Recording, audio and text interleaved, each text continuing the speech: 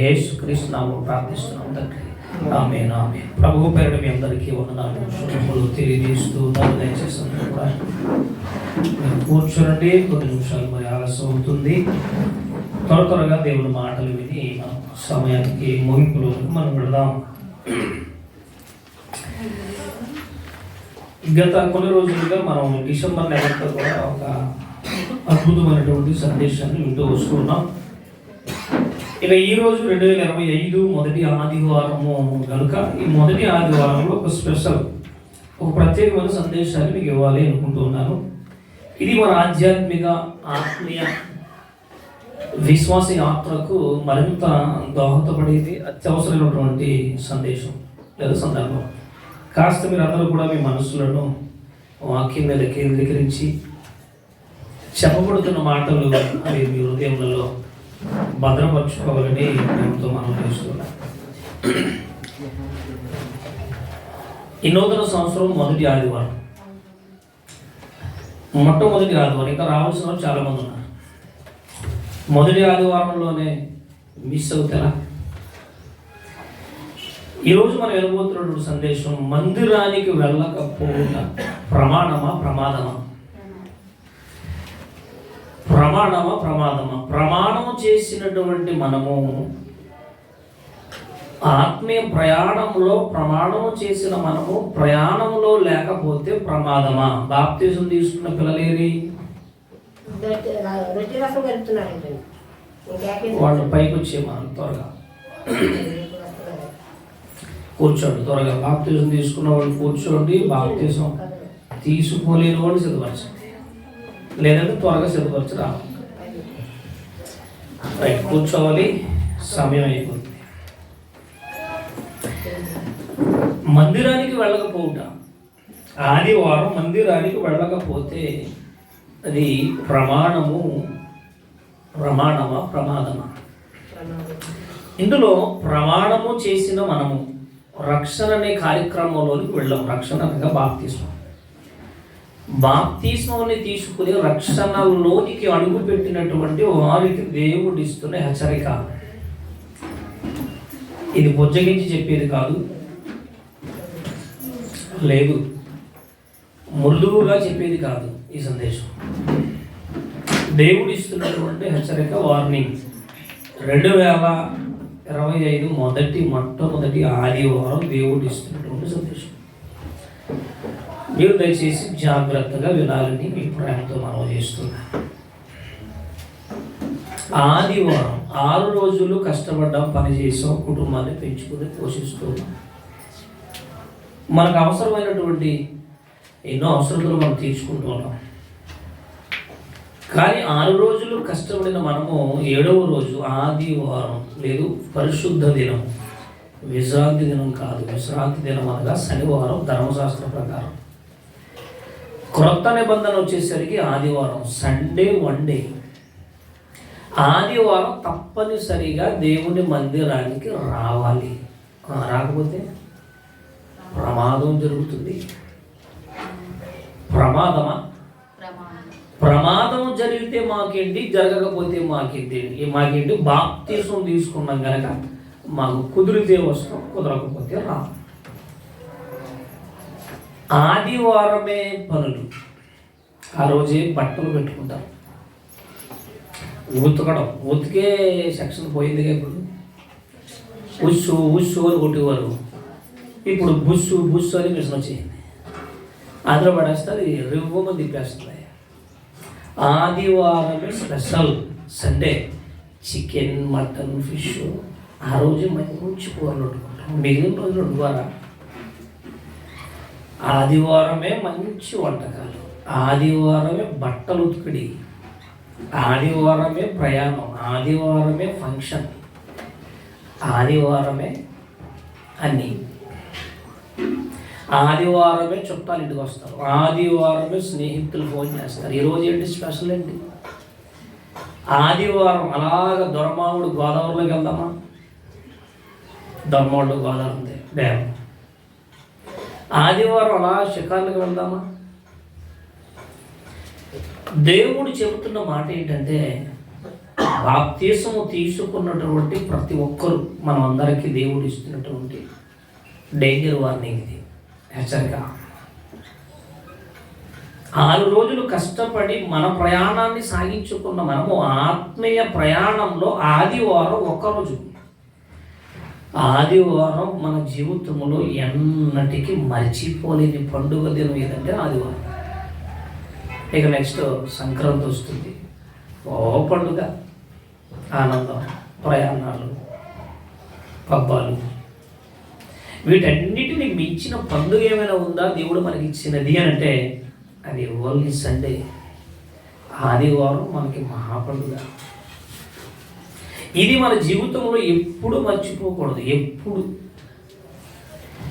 దీని యొక్క విలువ ఏంటో ఈరోజు మనం కొన్ని సందర్భాలు మనం విందాం. ఆదివారానికి ఎంత విలువ ఉందా? ఒకవేళ ఆదివారం మనం గుడికి రాకపోతే జరిగే నష్టాలు ఏముంటాయి, దానివల్ల ప్రమాదం ఏముందా అంటే ఉంది. అది బైబిలే చెప్పాలి.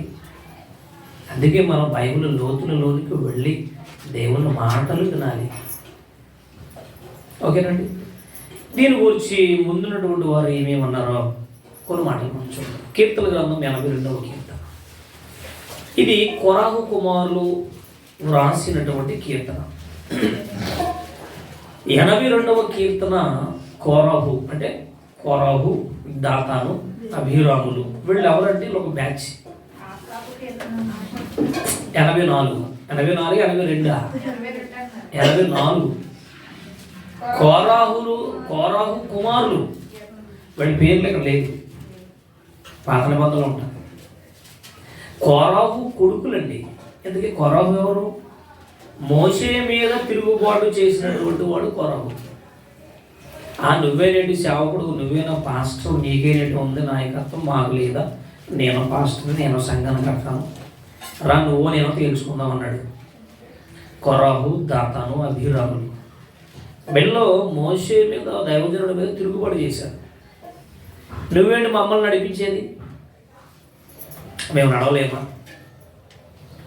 సంఖ్యాకాండంలో మనకు కనపడుతుంది, జంగమకాండం, సంఖ్యాకాండంలో వీళ్ళ చరిత్ర కనపడుతుంది. కొరాహు, ఈ కొరాహు ఎప్పుడైతే తిరుగుబాటు చేశాడో, మోషే మీద తిరుగుబాటు చేస్తే, మోషే దేవుడిని ఎప్పుడో కూడా వేడుకలేదు, ప్రభువా నేను నాయకుడు కదా, వీళ్ళు నా మీద తిరుగుబాటు చేశారు కనుక వీళ్ళు చంపే, వీళ్ళని లేపే అనలేదు, ఏమడగలేదు మోషే. దేవుడు చూశాడు, చూసి నా సేవకుడి మీద నువ్వు తిరుగుబాటు చేస్తున్నావు కనుక నువ్వు భూమి మీద ఉంటానికి వీలు లేదని ఏం చేశాడు? భూమి నోరు తెరచి వారిని మృంగి వేసాను అని ఉంటుంది. నోరు తెరిచిందట భూమి. నోరు తెరచి కొరాహు, దాతాను, అభిరాములు వీళ్ళొక బ్యాచ్ అన్నమాట, తిరుగుబాటు బ్యాచ్, వెళ్ళి మింగేసింది.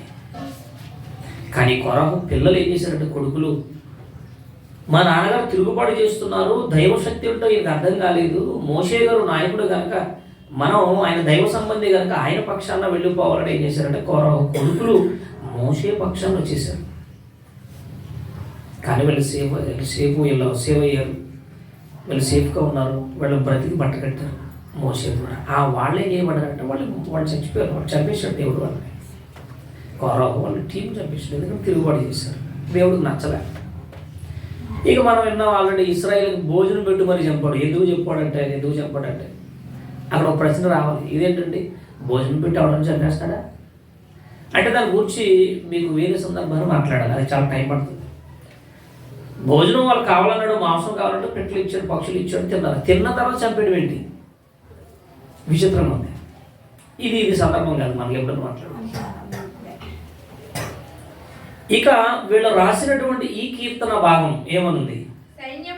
సైన్యములకు అధిపతికి యెహోవా, నీ నివాసములు ఎంత రమ్యములు, యెహోవా మందిర ఆవరణములో చూడాలని. ఎవరి ప్రాణం ఎలాగున్నదంటే ఆశపడిపోతుంది, అది సమసిల్లిపోతుంది. జీవము గల దేవుని దర్శించుటకు నా హృదయమును, నా హృదయము శరీరము ఏమైపోతుందంటే ఆనందముతో కేకలు వేస్తున్నాయి.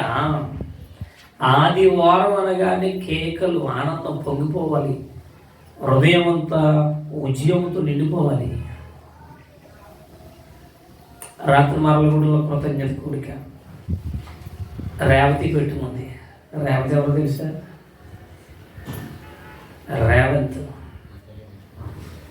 రేవంత్ కాస్త రేవతిగా మారాడు. ఆయన రాత్రి కృతజ్ఞత కొడుకు పెట్టుకుంటే ఆ ఊర్లో 3 సంఘాలు పాస్టర్లో విశ్వాసులు అందరూ వెళ్ళాం. ఫోటో తీశారు రాత్రి. మీ పాస్టర్ గారు చూపిద్దాం, చూద్దరు గారు. వాడు ఎలా ఉండేవాడు, ఎలా ఉన్నాడు. మా చెవులకి ఎంత బంగారం, హారం ఉంది ఎంత ఒరిజినల్ అండి. ఎరా బాబు బాగున్నావా నాన్న? అదే బాగున్నాను ఏమనుకున్నాడు. ఎక్కడ ఉంటున్నా బాబు అన్నాను. బ్లాక్ నలుపు జాకెట్, నలుపు చీర. ఓ చూడగానే నాకు భయం వేసింది. చాలా అందంగా ఉన్నా. ఏమో ఇలా తేరైపోయావు? ఎక్కడ ఉంటున్నావమ్మా? ఏలూరులో ఉంటున్నాను. Very good. మొత్తం ప్రార్థన అయ్యాక లాస్ట్లో దర్శించుకోవచ్చు. ఇక మీ పాస్టర్ గారు తట్టుకోలేదు. పోనే ఉండే అంతే, తీసుకో. ఎన్ని ఫోటో నాకు మొహం తీసింది కదా, ఆడ మొహం తీసి పక్కన నిలబడ్డాడు. మొత్తం మీద హారం మాత్రం వాడు మొహంగా వేసుకోవాలి. ఎంత హారం వేసుకున్నాడండి. హారమా హారం బంగారం ఒరిజినల్. వాళ్ళ రాత్రి కృతజ్ఞత కొడుకు జరిగితే భోజనం లేడు. ఈ మాట ఎందుకు చెప్పానంటే, నా ప్రాణం కోసం మాట్లాడాలి. ఆయన ఇచ్చింది నాకు 5 నిమిషాలు గ్రీటింగ్ చెప్తున్నాడు. నాకు 5 నిమిషాలు 10 నిమిషాలు సరిపోదని చెప్పాను. అయినా 10 నిమిషాలు మాట్లాడి ముగించేశాను. ఎందుకంటే సందర్భం కనుక 4 పాస్టర్స్ ఉన్నారు అక్కడ. ఇక స్థానిక పాస్టర్ గారు జాన్సన్ గారు ఆయనే కాంట చెప్పేసాడు. మేమేం చెప్పం, వీళ్ళ దగ్గర వచ్చి జబ్బు అదే. ఎవరైనా మన దగ్గరికి వచ్చినప్పుడు స్థానిక మాస్టర్ గారు మాట్లాడకూడదు, వాళ్ళకి అవకాశం ఇవ్వాలి. నేను అలాగే చేస్తాను. ఎవరైనా ఉంటే నేను మాట్లాడను. ఎక్కడైనా సరే, ఏ ప్రాబ్లం అయినా సరే వాళ్ళు ఉపయోగించుకుంటాను. ఎందుకంటే మనం ఎప్పుడు వింటూ ఉన్నాం కనుక కొత్త వారు వచ్చినప్పుడు, మనం ఆహ్వానించినప్పుడు అవకాశం వాళ్ళకి ఇవ్వాలి. వాళ్ళ ద్వారా దేవుడు కొన్ని మాట్లాడతారు. అందుకే ఏం చేస్తానంటే, ఎవరైనా వచ్చారంటే నేను మాట్లాడను, వాళ్ళకి ఇస్తాను. అంటే నాకు రాదని కాదు, వాళ్ళు ఉపయోగించుకోవాలి. ఓకే, మంచిది.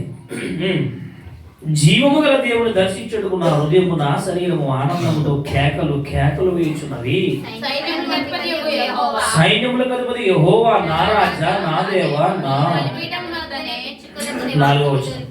నీ మందిరమునందు నివసించేవారు ధన్యులు, వారు నిత్యము నిన్ను స్తుతించెదరు. నీ వలన బలమునందు మనుషులు ధన్యులు. యాత్ర చేయు మార్గములు వారికి. ఏ యాత్ర? ఈరోజు బాప్తిసం తీసుకుని సంఘములో చేర్చబడిన వారు యాత్ర చేస్తున్నారా?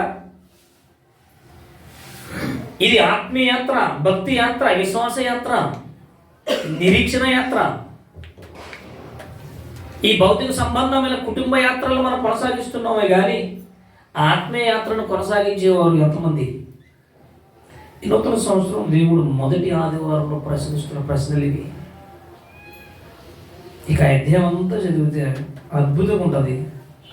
తొలకరి వాన దానిని దీవులతో కప్పును, వారు నానాటికి బలాభివృద్ధి నొందుచు ప్రయాణము చేయుదురు. ప్రయాణము బలాభివృద్ధి ఎప్పుడు వస్తుందంటే, దేవుని మాటలు వింటున్నప్పుడు మనలోనికి బలం రావాలి. బలపడిన మనము ప్రయాణం చేయాలి. అది ఆత్మీయ యాత్ర. యెహోవా సైన్యములకు అధిపతి దేవా, నా ప్రార్థన ఆలకింపుము. యాకోబు దేవా చెవియొగ్గుము. దేవా మా కీడును దృష్టించుము. నీవు అభిషేకించిన వారిని ముఖమును లజ్జింపుము. నీ ఆవరణంలో నీ మందిరం. ఎవరు దేవుడు ఇచ్చిన బంపర్ ఆఫ్ ఇది. నీ ఆవరణంలో నీ మందిరం.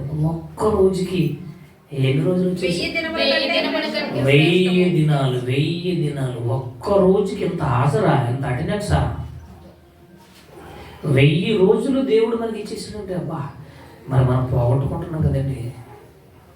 ఆ ఒక్క ఆదివారమేగా, 2 ఆదివారాలేగా. ఒక నెల వెళ్ళకపోతే ఏముంది, నెక్స్ట్ నెలలో వెళ్దాం.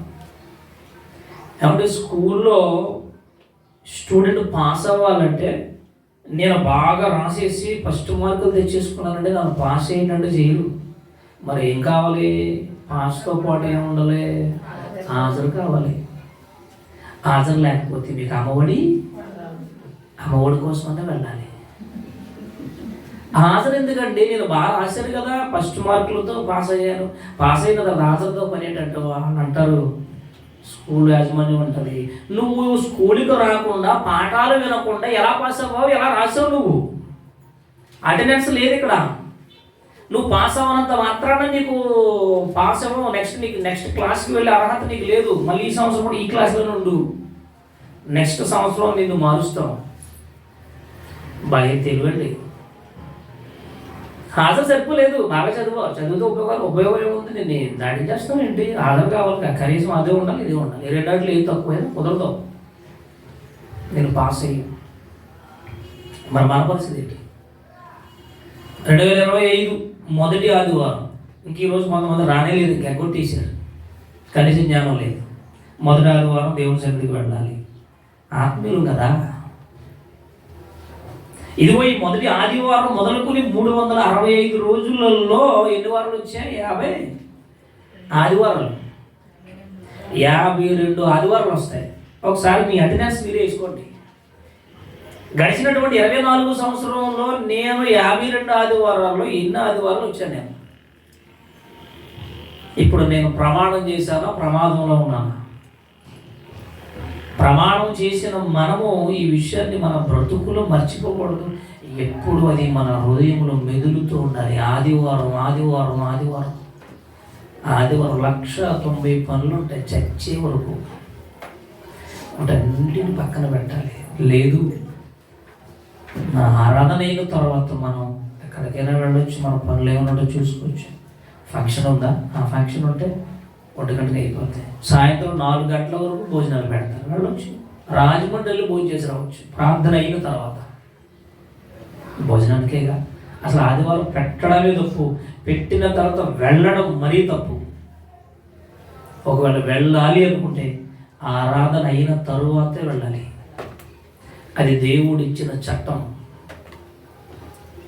ఒకవేళ మనం ఊరుకుంటాం, ఒకవేళ సేవకులుగా మేము మీ పక్షాన వేడుకుంటామేమో, ప్రభువా పలానా బిడ్డలు ఈరోజు ఆదివారం రాలేకపోయారు, క్షమించండి వారిని, మళ్ళీ ఇంకో టైం ఉండని. ఒకవేళ మేము జాలిపడి, మేము కనికరం పడి, మేము ఒకవేళ తండ్రిని వేడుకోవచ్చు, దేవుడు దానిని అంగీకరించడండి. ఎందుకు అంటే మనము దేవుని పిల్లలుగా బాప్తీసం తీసుకున్న మనము ప్రయాణంలో ఉండాలి తప్ప ప్రమాదంలోనికి వెళ్ళిపోకూడదు. ఆ ప్రమాదం ఏంటో మీకు ఈ వారం వచ్చే వారం మాట్లాడతాను. జస్ట్ ప్రారంభపు మాటలు మాత్రమే. ఆదివారం మనం దేవుని సన్నిధికి ఖచ్చితంగా సమయానికి సిద్ధపడాలి.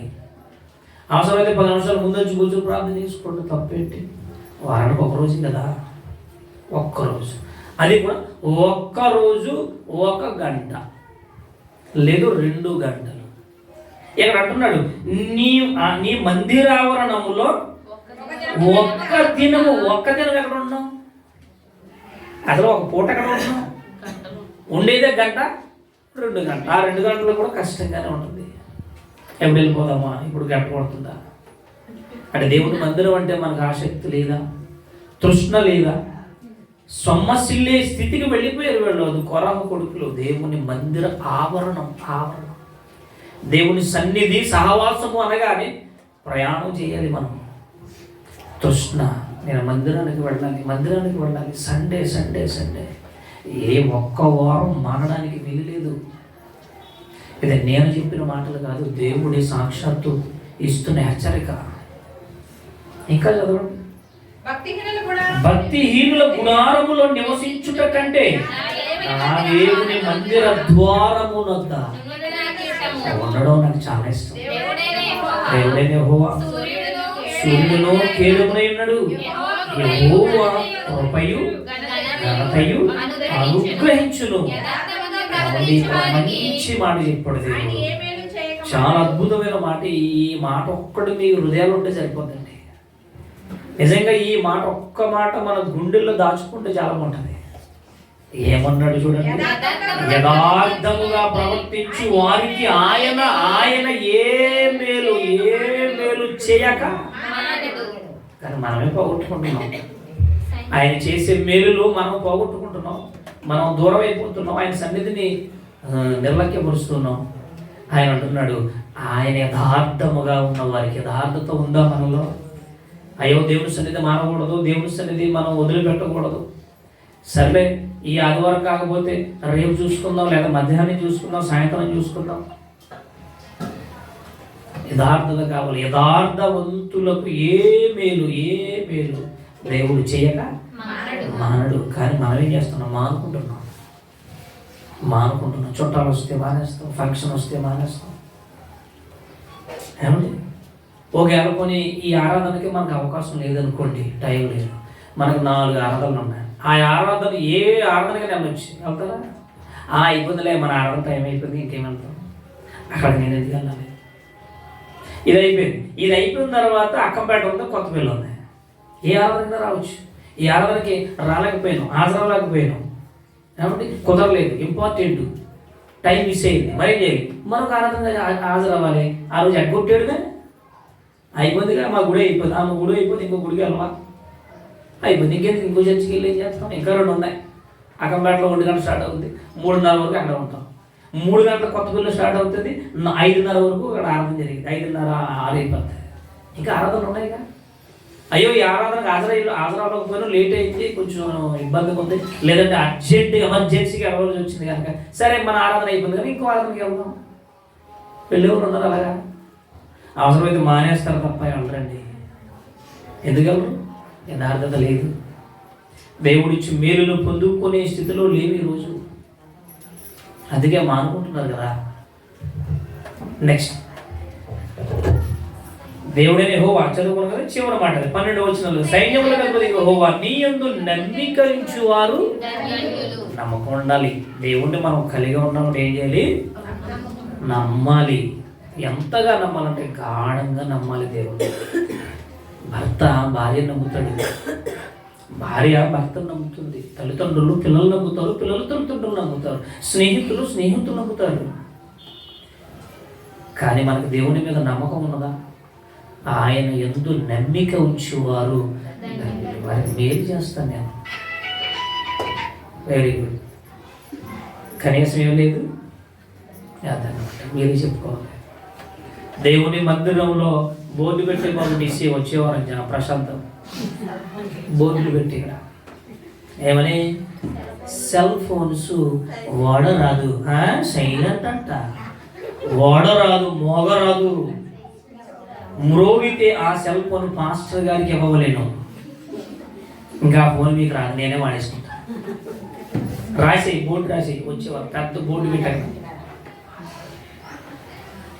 నాది లైవ్లో ఉంది, ఎవరన్నా ఫోన్ చేసినా వచ్చాను, నేనేం చేయలేదు. మరి మీరేం చేయాలి? ఫోన్ తీసుకుని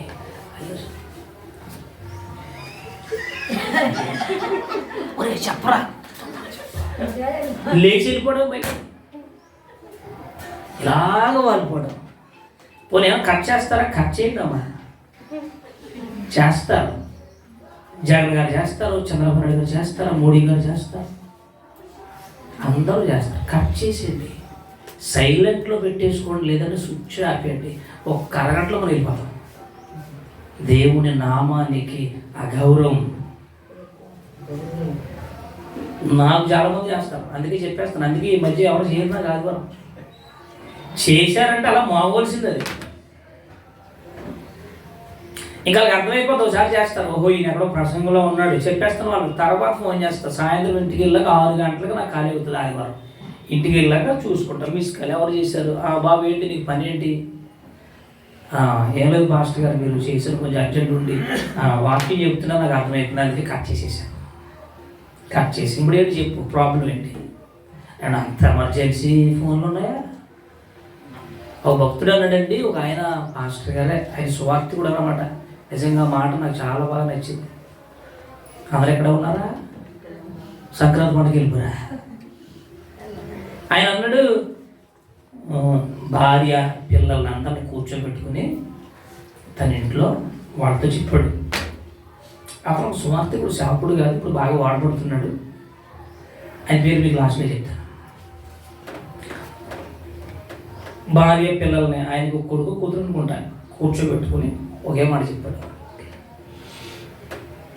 నేను బ్రతుకున్నంత కాలంలో కానీ చివరికి నేను చచ్చిపోయిన క్షణాన్న కానీ, నేను ఆదివారం చనిపోతే, ఆదివారం గనక నేను చచ్చిపోతే, వాళ్ళ కుటుంబానికి చెప్పుకున్న మాట ఇది, కథ కాదు. ఆదివారం ఉదయాన్నే కానీ ఆరాధన టైంలో కానీ చనిపోతే నా బాడీ శవాన్ని తీసుకుని వెళ్ళి ఇంటిలో పెట్టి తాళం వేసి మీరు మందిరానికి వెళ్ళండి అన్నాడు సాయిలన్నా. ఎవరు గుర్తొచ్చిందా? అమ్మల్లారా ఓ అక్కల్లారా,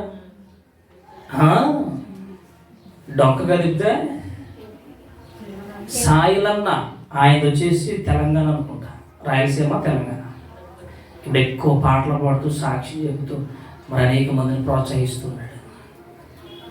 అందులో హైలైట్ పాట ఇది, అమ్మల్లారా ఓ అక్కల్లారా. అదొకటి, ఇవాళ ఇంట్లో రేపు మంట్ల, ఇవాళ ఇంట్లో ఉంటారు రేపు మంటలో పోతాం. మంచి పాటలు పాడండి. ఈరోజు సాక్ష్యం ఆయన ఎక్కువ వాడబడుతున్నారు, చాలా ప్రార్థన వెళుతూ ఉన్నాడు. మన కోరుకోడ దగ్గరికి వెళ్ళేసరికి ఆయనకి రాత్రి ఏమైంది తెలియదు, యాక్సిడెంట్ అయింది, చచ్చిపోయినాడు, బ్రతికాడు. రాజమండ్రి హాస్పిటల్ పెట్టి మొత్తం హైదరాబాద్ తీసుకెళ్తే తలకే కుట్లు పడ్డాయి. ఆయన తన కుటుంబానికి చెప్పుకున్న మాట ఏంటో తెలుసు, ఆదివారం నేను చస్తే నా శవాన్ని ఇంటిలో పెట్టి తాళం వేసి మీరు మందిరానికి వెళ్ళండి, ఆరాధన అయిన తర్వాత వచ్చి నా బాడీ, నా శవాన్ని మీరు భూస్థాపన కార్యక్రమం చేయొచ్చు. అంతకు మించి ఏమైనా చేశారో తాట తీస్తానన్నాడు. భార్యకు పిల్లలకు చెప్పినటువంటి ఒడంబడిక ఉన్నారా?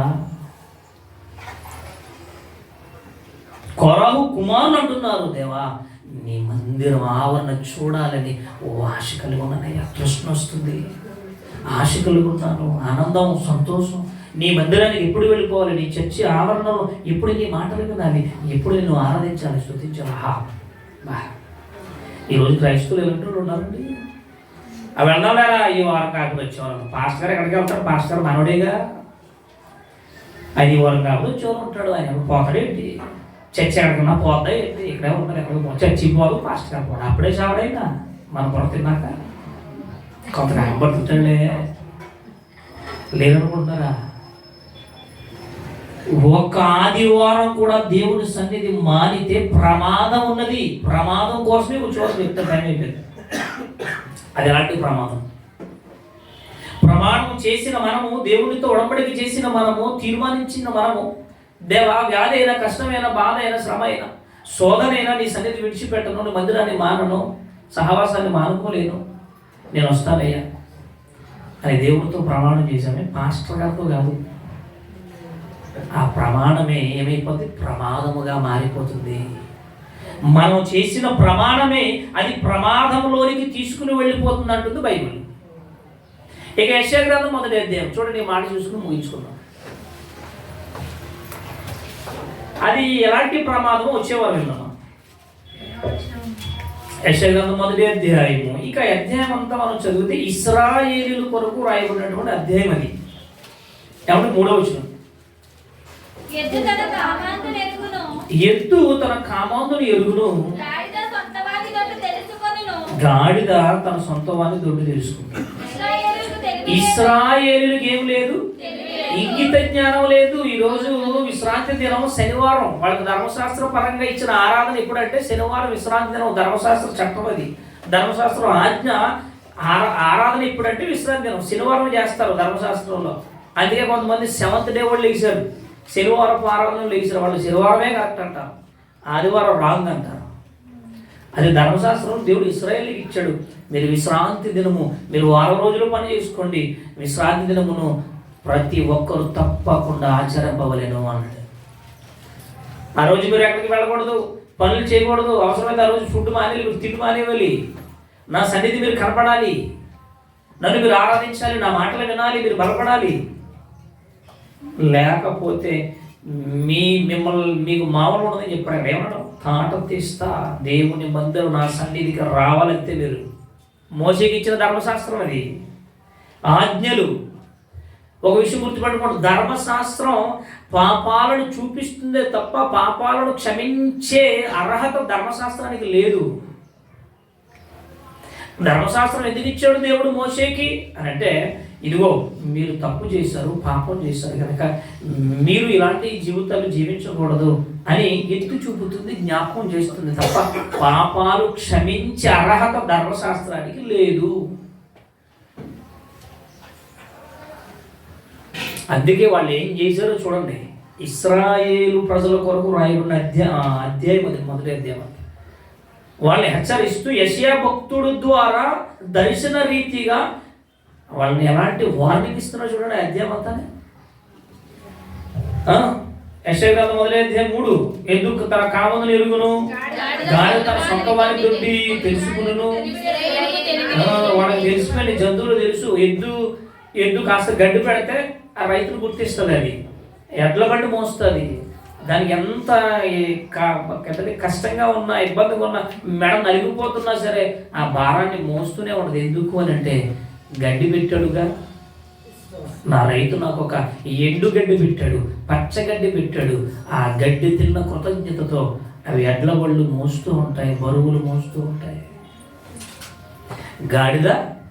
గాడిదకు కొంచెం ఆహారం పెడితే అది తన సొంత దుడ్డు గుర్తుంచుకుంటుందట. నాకు కొంచెం ఆహారం పెట్టాడుగా, గడ్డి పెట్టాడుగా, నాకు మంచి భోజనం పెట్టాడు కనుక నా యజమానుడి దగ్గరికి నన్ను వెళ్ళిపోవాలి. అది ఎంతో బరువులు మోస్తూ ఉంటుంది. గాడిద నా మీద ఎదిగేసాడు అంటాం. ఈరోజు నాకు భోజనం పెట్టలేదు కదా, నేను ఎందుకు పని చేయలేను అంటాం. వాటిని గుర్తు చేస్తూ దేవుడు ఇస్తున్న హెచ్చరిక అది ఇశ్రాయేలు జనాంగానికి. ఇశ్రాయేలుకి ఏమైనా తెలివి లేదు, నా జనులు కనీస ఆలోచన లేదు. ఎందుకంటే నేను వాళ్ళని ఎంత గారాభంగా పెంచుకున్నాను, నేను నా పేరు పెట్టుకున్నాను, వాళ్ళకి సమృద్ధినిచ్చాను. కానీ వాళ్ళు ఏం చేశారు? వారికి తెలివి లేదు. పాపిష్టి జనాంగమా, దోషభరితమైన ప్రజలారా, దుష్ట సంతానమా, చెరుపు చేయి పిల్లలారా, మీకు శ్రమ. వారు యెహోవాను విసర్జించి ఉన్నారు. ఇశ్రాయేలు యొక్క పరిశుద్ధ దేవుణ్ణి దూషించి ఆయన విడిచి తొలగిపోయారు. ఎప్పుడు తిరుగుబాటు దేవుడు భరించలేకపోయాడండి. ఏంటి మీరు మారరా?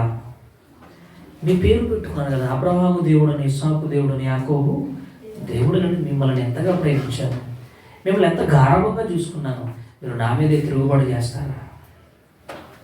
ఇలా మాట్లాడుతున్నారు. తప్పకుండా వచ్చేయండి. యెహోవా సెలవిచ్చిన మాట ఇదే, విస్తారమైన మీ బలులు నాకేలా, దహన బలులు నాకొద్దు, బాగుగా మేపిన క్రొవ్వు నాకొద్దు, వెక్కసమాయను, కోడిల రక్తమందైనను, గొర్రెపిల్ల రక్తమందైనను, మేకపోతుల రక్తమైనను నాకొద్దు. నాకు ఇష్టం లేదు. ఆగండి, నాకు ఇష్టం లేదు.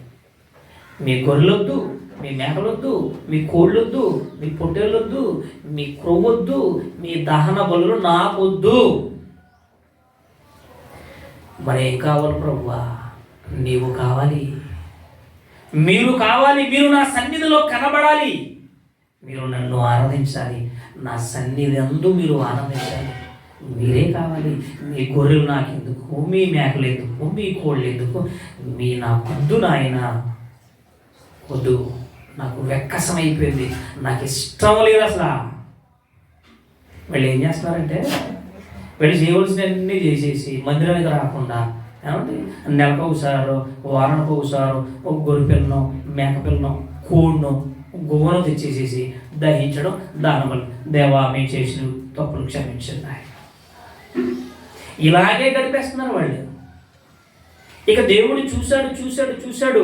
ఇక చూసంటున్న మాట ఏంటంటే, మీ నైవేద్యములు నాకొద్దు,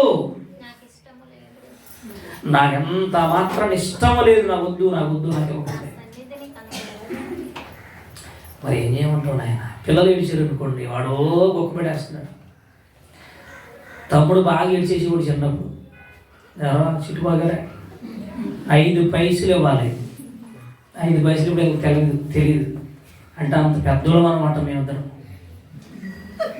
గణేష్ గారి కన్నా పెద్దోళ్ళు. 5 పైసలు ఇవ్వాలి స్కూల్కి వెళ్ళేటప్పుడు. 5 పైసలు ఇవ్వకపోతే ఒరే అమ్మనడుగు నువ్వండి వీడు ఏం చేసేవాడంటే మొత్తం మీద అడిగేవాడు. లేవా డబ్బులు లేవేమో ఎలా నా స్కూల్కి వెళ్ళడానికి కూడా ఇంక చూసుకోండి. ఆ బ్యాగ్ పక్కన గిరబడి దులేసిపోడు కింద గిరగిరా రౌండ్లు కూడా వేసిపోడు. రౌండ్లు కూడా వేస్తే మా అమ్మగారు చెలకు కొట్టేసిదా తీసుకో వెదవ అప్పటికి వేలు 5 పైసలు అన్నీ 5 పైసలు అంటే ఏడిస్తే నాకు వస్తే నా బాధ. నేను ఏడ్చేవాడు కాదు. చూసేమన్నా పరిగెడుతున్నాడు నాకు వచ్చేస్తాడు బాగా ఏడుస్తున్నాడు. ఆయనకి ఇస్తే అది నాకు పెళ్ళి అయిపోయింది. కర్ర పెళ్ళి 10 పైసలు అన్నీ 5 పైసలు నీకు 5 పైసలు. ఆ 5 పైసలు కొడితే 5 గొట్టాలు వచ్చాయి. 5 ఏళ్ళు పెట్టుకొని కర్రలో ఎంత పొడుగు ఉండేది గొట్టం. 5 పైసలకి 5 గొట్టాలు. ఎవరిని ఏడ్చారు అనుకోండి ఆడో కుక్క పడేస్తున్నాడు. ఒరే బాబు ఏడో ఒక 10 రూపాయలు పట్టుకెళ్ళి కొనుక్కు అనగానే అప్పుడు కీర కారం అన్నప్పుడు ఒక్కసారి ఆగిపోతుంది. ఆ 10 రూపాయలు కొట్టాక ఉంది ఆ పరుగు. అప్పటి వరకు తొలేసినాడు కాస్త టక్మన అయిపోద్దండి వాడు ఏడుపు. నాటకాలు పిల్లలు కదా. ఇశ్రాయేలు జనం ఏం చేశారంటే దేవుడిని బోరద చేసేవారు. లేదా ఇబ్బందిలా ఇదిగో ఈ మేకపోతే తీసుకో, ఇదిగో ఈ కోడి తీసుకో, ఈ పొట్టేలు తీసుకో, ఇదిగో రక్తం నీకు ఇచ్చేస్తున్నాను, నీకు దహించేస్తున్నావు, నువ్వు నా ఆగ్రహించు నువ్వు అంటే దేవుడు అన్నాడు మీ నాటకాలు ఆపండి, ఇకొద్దు మీవేమొద్దు చదివండి టైం అయిపోయింది. మరి ఏం చేయాలి? నా సన్నిధిని కనబడవలెనని మీరు వచ్చుచున్నారే. అసలు నా సన్నిధికి నా మందిరంలోనికి మిమ్మల్ని రమ్మన్న వాడు ఎవడో గెట్ అవుట్. మీ నైవేద్యములు వ్యర్థము, నాకు వద్దు, నాకు అసహ్యం పుడుతుంది, నాకు ఇష్టం లేదు, గెట్ అవుట్, బయటకు పడి తేవద్దు నా దగ్గరికి. అమావాస్య దగ్గరికి వెళ్ళొద్దు, ఇంక వద్దు. మిమ్మలను నా మందిరపు ఆవరణం గడప తొక్కమన్నవాడు ఎవడో మీకు చెప్పింది. గెట్ అవుట్, కొండ బయటికి. నేను చెప్పినప్పుడు నేను చెప్పినట్టు చేయనప్పుడు, నా సన్నిధికి రాలేనప్పుడు, నా మాటలు వినలేనప్పుడు నువ్వు నైవేద్యం తీసుకొచ్చి ఏమండి ఇది తీసుకొస్తే నాకెందుకు, నాకు వద్దు, నువ్వు కావాలి, నీ హృదయం కావాలి. ఏమండి సంవత్సరం అంతా గుడి మానేసామండి. డిసెంబర్లో 5 మేకపోతులు క్రిస్మస్ గిఫ్ట్ ఇచ్చారండి. ఎలా ఉంటుంది? మనం అయితే అబ్బా నిజంగా ఈయన భక్తుడండి, ఏ భక్తుడండి 5 మేకపోతులు ఎవరిస్తారండి క్రిస్మస్కి? దేవుడు అంటాడు గెట్ అవుట్. నీ 5 మేకపోతులు వద్దు, నీ 10 మేకపోతులు వద్దు, నీ 1,00,000 రూపాయలు వద్దు, గెట్ అవుట్, పో బయటికి. నా సన్నిధికి రాలేనప్పుడు, నా సన్నిధిలో నువ్వు ప్రార్థించలేనప్పుడు ఏమంటే రేపు నుంచి మీకు వచ్చేవా నీకు ప్రసంగాలు తగ్గిపోతాయి. ఎందుకంటే ప్రార్థన చేయడం రావట్లేదు ఎవరికి. బాప్తిసం తీసుకుని 8 సంవత్సరాలు అయిపోయింది. మరి దేవుడితో మాట్లాడే అనుభవం లేకపోతే మన ప్రయాణం ఏ ప్రయాణం మనది? కుటుంబ ప్రయాణమా? ఈసారి అందరూ ప్రార్థన చేయాలి, ఎవరిని వదిలేదే.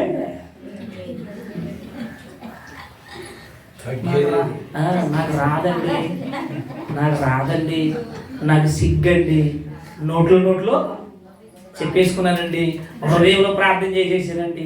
ఈ డైలాగ్స్ ఏం పనిచేయవు. కొత్త సంవత్సరం నుంచి అనమాట. ఇప్పుడు బాప్తిసం ఈ సంవత్సరంలో 11 మంది తీసుకున్నారు. ఈ సంవత్సరంలో 11 మంది బాప్తిసం తీసుకున్నారు. ఈ సంవత్సరం అంటే ఈ నెలలో అనమాట. ఇక్కడ 4 ఉప్పలమాట సంఘంలో, మరలగూడెం వచ్చేసి 5, 2 7. అందులో నారాయణ తన మిస్సెస్ కూడా అక్కడ ఇచ్చాం, మరలగూడెం ఇచ్చాం.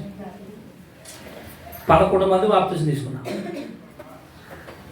నిజంగా ఆ నది కూడా చాలా ఫుల్గా వచ్చేసింది, మొత్తం పైకి వచ్చేసింది, పైకి వచ్చేసింది. మరి నీరు వాళ్ళ ఆకులు మూసేసి తెలియదు కానీ మామిడి చెట్టు ఎక్కడికో చివరికి వెళ్ళి వాళ్ళు ఇప్పుడు నీరు మొత్తం పైకి ఆ చెట్లు సగం మునిగిపోయింది. వాళ్ళు అందరూ రమ్మంటే ఇలా ఒకరికొకరు ట్రైన్ పట్టుకున్నట్టుగానే పట్టుకోవడం జాయిగా మునిగిపోదాం. మా దగ్గరికి వచ్చి అంటారు, ములగం అంటే మునిగితలేదు, గసగసలు ఆడిపోతున్నారు. నేను ఇంకా ముందుకు వెళ్దాం రండి అంటే ప్రేమ కుమార్ గారు అంటారు, అయ్యగారు లోపలికి వెళ్ళకుండా అన్నాడు, బాబు రండి నా ప్రాణం అడ్డాడుతాను నాకు ఎంత ఇచ్చాను.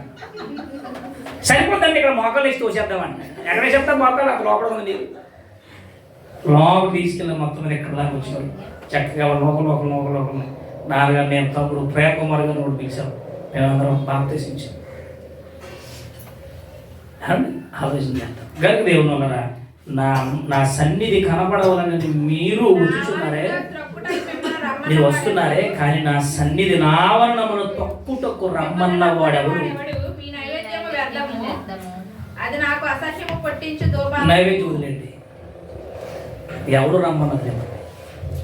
నా సన్నిధికి వారం ఆదివారం గుడికి రానప్పుడు, నా ఆజ్ఞను అనుసరించినప్పుడు, నా వాక్యాన్ని నెరవేర్చలేనప్పుడు, మీరు ప్రార్థన చేయడం రానప్పుడు, నాతో సంభాషణ లేవు, ఆయనతో మాట్లాడలేదు. ప్రార్థన అంటే దేవుడితో మాట్లాడటం, ప్రార్థనే రాదు. మరి అది ఎందుకు మనకి ప్రయాణం? ప్రార్థన చేయండి, నువ్వు చేయరా, నువ్వు చేయి ఆ మనలు కూడా వద్దేనండి. ఓ సీనియర్స్ ఒక్కరు చేయరండి. ఆ చేసేవాళ్ళ 2-3 మాత్రం ఏదో కూలికి పెట్టుకుంటారు చూడు, జీతకాలని కూలికి పెట్టుకుని ఆ గాలే చేస్తారు, ఆ కూలి పనులు ఆ టైప్లో ఉండిపోయారండి. ఆ చేసేవాళ్ళే రిపీట్, వాళ్ళే ఇంకా వాళ్ళు మంది ఉంటారు, వాళ్ళు చేయరండి, చేయరు. నువ్వు చేసుకుంటే చేసుకో, లేకపోతే అవతల బాగు, మేము చెయ్యి. ఎందుకని నాకు రాదు, మనసులో చేసుకున్నానండి. దేవుడు ఏమన్నాడు? ప్రతి వాళ్ళు మోకలు ఉంగినట్లు అందరి ఎదుట నా నామ నోటితో అమర ఒప్పుకోవాలి. సిగ్గెందుకు? దేవుడి సన్నిధిలో అస్సలు సిగ్గుపడకూడదు, సిగ్గుండకూడదు. దేవుడి సన్నిధిలో ధైర్యంగా ఉండాలి, భయపడకుండా ప్రార్థన చేయాలి, భయపడకుండా పాటలు పాడాలి. తమ్ముడు డైరీలు ఇచ్చాడు, మరి ఈ సంవత్సరం నిండిపోతాయో ఖాళీగా ఉంటాయో చూద్దాం. వచ్చే సంవత్సరం ఇంక ఎలాగ రాసి చెప్పేసాడు, రాసేసుకున్నప్పుడు మరి సగం రోజులకి తిప్పేసి మళ్ళీ చిట్టుబాబు గారు డైరీ అయిపోతుందంటే డైరీ ఇచ్చారు. ప్రార్థన చేసుకున్నాం. దయగలిగిన దేవా, మహోన్నతుడా, మీ కొందరు ప్రభువా, ఇంతవరకు మీ సన్నిధిలో ఈ మొదటి నూతన సంవత్సరపు ఆరాధనలో మీ బిడ్డలందరూ నడిపించారు. నీ మందిర ఆవరణములో గొప్ప ధన్యత ఉన్నదని, గొప్ప ఆనందము, సంతోషము, ఆత్మీయ జీవితం ఉన్నదని మీ లేఖనంలో తెలియజేసినందుకు వందనాలు, స్తోత్రాలు చెల్లిస్తాను. చెప్పబడిన మాటలు ప్రభువా ప్రతి ఒక్క బిడ్డల దేవుళ్ళు నెరవేర్చబడాలి, ఫలింప చేయాలి, దీవించమని యేసు నామమున అడుగుచున్నాం. ఆమేన్. అందరికీ వందనాలు.